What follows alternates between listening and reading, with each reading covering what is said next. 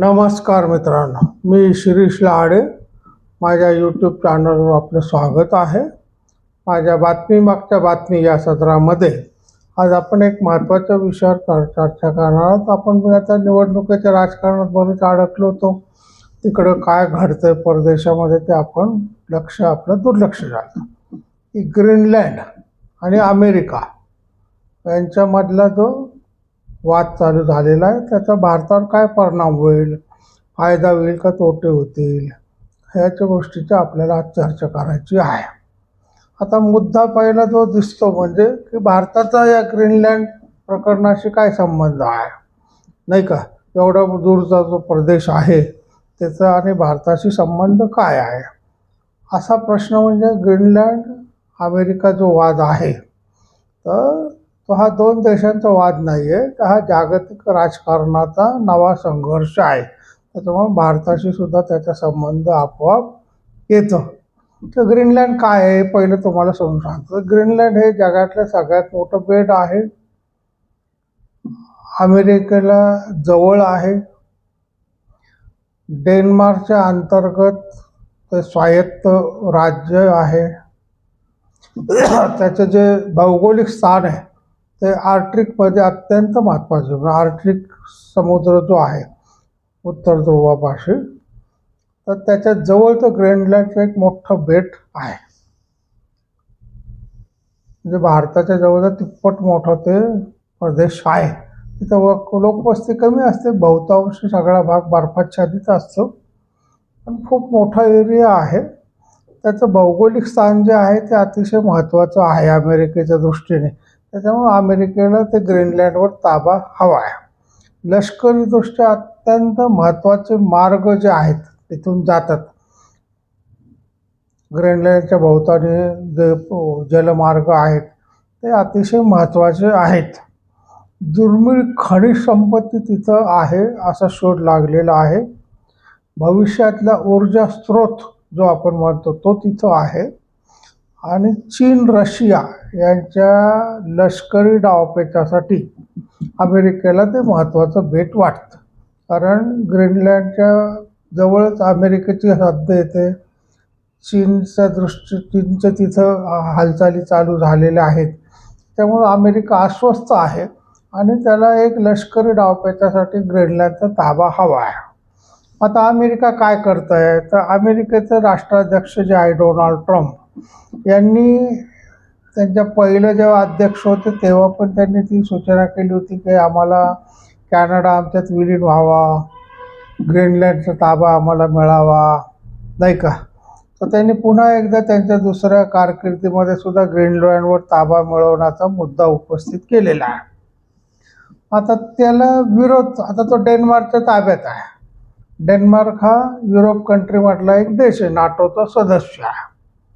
त्यांनी विरोध केला की बाबा तुम्ही आमच्या स्वायत्त प्रदेशावर कसं काय ताबा मागता, नाही का. उद्या तुम्हाला वाटलं नाही आम्हाला पाकिस्तान हवं, आम्ही पाकिस्तानवर ताबा घेणार. आम्हाला वाटलं श्रीलंका चांगलं बेट आहे, आम्हाला ताबा हवा. अशी दादागिरी चालत नाही ना. आंतरराष्ट्रीय कायदे काहीतरी केलेले आहेत, पण अमेरिका त्याला जुमानत नाही. उलट डोनाल्ड ट्रम्पने काय सांगितलं, जे आम्हाला विरोध करतील त्या सगळ्या युरोपियन कंट्रीवर आम्ही 10% टेरिफ लावू. आणि तो विरोध वाढतच राहिला तर जूनपासून 25% लावला. डेन्मार्कवर राजकीय दबाव आणला की आम्ही येणं प्रकाराने तो आम्ही डेन्मार्क ताब्यात, तुम्ही हवं तर आम्हाला विकत द्या, आम्ही पैसे द्यायला तयार आहोत. तुम्ही नाही दिलं तर आम्ही लष्करी कारवाई करून तो ताब्यामध्ये घेऊ. त्याच्यामुळे काय झालं की नाटोचे देश आहेत युरोपमधले हे सगळे नाराज झालेले आहेत. कारण नाटोमध्ये अमेरिका प्रमुख आहे, बाकीचे युरोपियन कंट्रीज आहेत. आणि मग ते नाटोमधले देश नाराज झालेले की अमेरिकेची दादागिरी चालू झाली.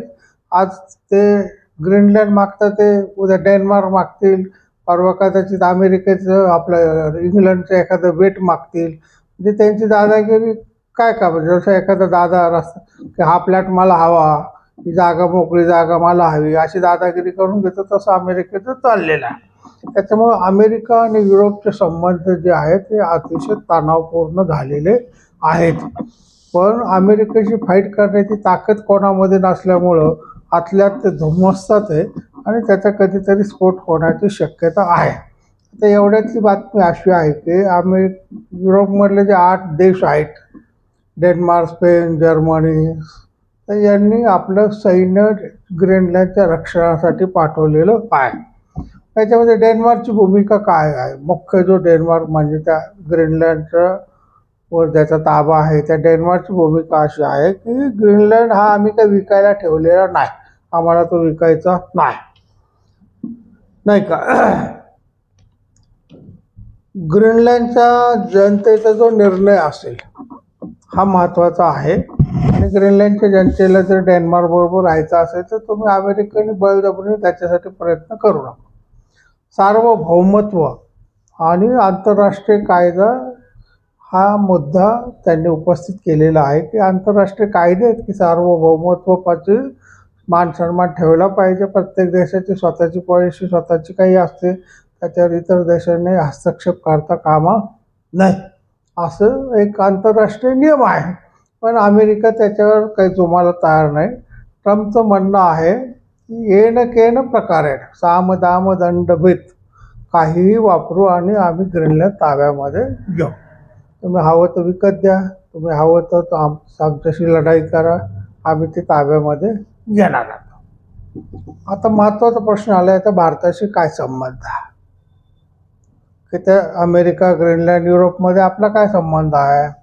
तर भारत आणि युरोपियन युनियन जे आहे, युरोपियन युनियनमध्ये बरेच देश आहेत, तिथले छोटे छोटे मोठे धरून, तर त्यांचं आणि अमेरिकेचं आता सध्या वाद चालू झालेला आहे. आणि भारत आणि युरोपियन युनियनमध्ये व्यापारासाठी आपल्या कराराचा विषय चर्चा चालू आहे. कारण मध्ये युनायटेड किंगडम म्हणजे इंग्लंडने आपल्याशी फ्री ट्रेड ॲग्रीमेंट केलं, एकमेकाशी व्यापारामध्ये कोणताही कर लावला जाणार नाही, मुक्त व्यापार राहील. तसं युरोपियन कंट्रीजची पण इच्छा म्हणजे फ्रान्स, जर्मनी, स्पेन, इटली वगैरे जे देश आहेत, ते सगळे देशांची इच्छा आहे की त्यांनी पण भारताबरोबर आमच्याबरोबर करार करावा आणि आमचा माल भारतात जावा, भारताचा माल आमच्या याच्यामध्ये यावा. त्याच्यासाठी आपले प्रयत्न चालू आहेत. अमेरिकेबरोबर तणाव वाढल्यामुळं काय झालं की युरोपियन युनियन जी आहे, युरोपियन कंट्रीची जी युनियन आहे, ती भारताकडे झुकायला लागलेली आहे.